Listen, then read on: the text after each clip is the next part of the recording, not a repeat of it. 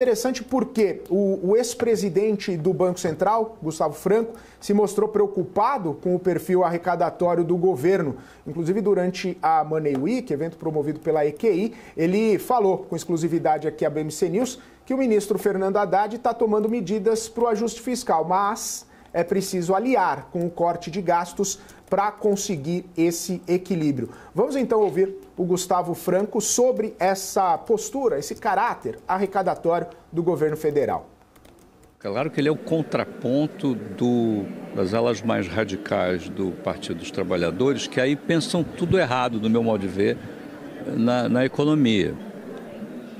O que não quer dizer, todavia, que Fernando Haddad esteja correto, inclusive na forma de encaminhar o problema fiscal.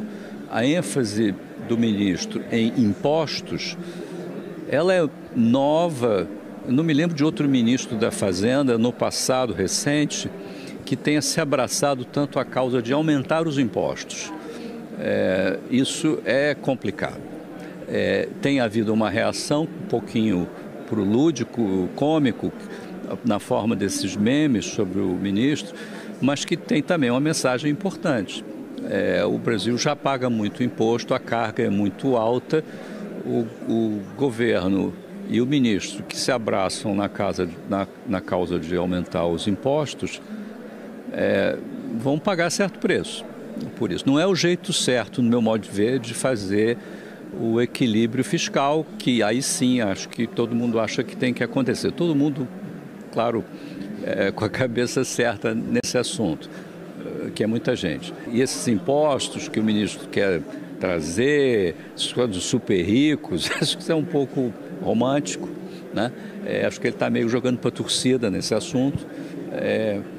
E deixar o gasto público de lado não é uma boa opção, no meu modo de ver.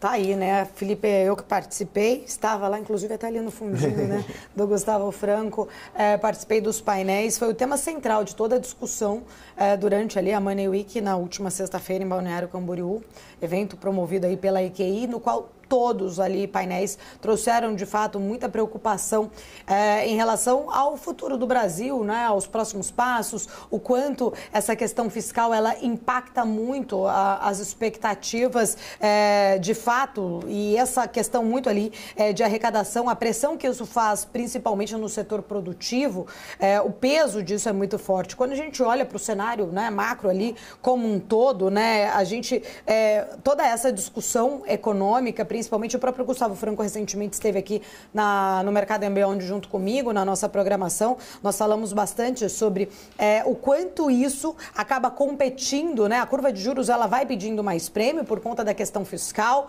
e isso vai competindo, inclusive, também com o mercado de crédito privado, das empresas que não conseguem crescer de forma estrutural ali, de forma estruturante. Isso faz com que a gente continue sempre com aquele PIB medíocre ali, naquele PIBzinho pequeno e ainda muito impulsionado também, claro, além do agro, mas pelos gastos públicos do próprio governo. Mas não é algo que seja de forma ali de um crescimento real, estruturante, pensando num médio ou longo prazo. A questão do fiscal ela é muito séria, ela tira, inclusive, também a possibilidade, ou deixa cada vez mais distante, vamos dizer assim, a possibilidade de uma recuperação de um grau de investimento, porque isso impacta na nossa dívida pública. Só para a gente lembrar aqui, constar, no ano de 2023, primeiro ano do governo Lula 3, a gente teve um aumento de 6 pontos percentuais na dívida PIB do Brasil, saltando de 71% para casa dos 77%. E isso traz muito impacto, a gente viu isso, inclusive, né, muito frisado até mesmo ontem, naquela ata mais hawkish, vamos dizer assim, do Comitê de Política Monetária, o quanto a questão do desequilíbrio das contas públicas,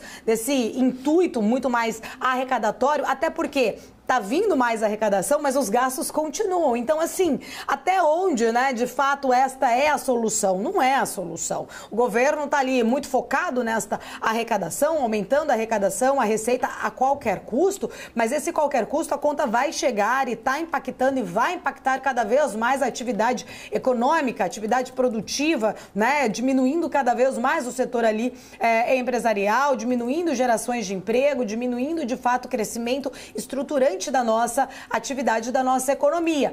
E com certeza, né, apesar de ter um aumento da arrecadação, não é suficiente, não é suficiente. A gente vê isso, inclusive, nos dados do Tesouro, que foram apresentados recentemente, no próprio dado da dívida pública apresentado também pelo Banco Central, o quanto a dívida pública ela aumenta, porque os gastos seguem maiores do que a arrecadação. Num olhar como um todo, Felipe, a gente está vendo, de alguma forma, né, a credibilidade dessa âncora fiscal sendo perdida. Justamente essa perda de uma âncora fiscal, sem de fato o governo fazer um ajuste muito mais estrutural nestes gastos públicos, porque contingenciar 15 bi não são suficientes. É uma sinalização positiva? É uma sinalização positiva, mas não é suficiente. Não vai ser ali, de fato, né, a bala de prata necessária para se voltar a ter uma âncora fiscal, ter essa âncora fiscal de volta, né? A gente vai vendo toda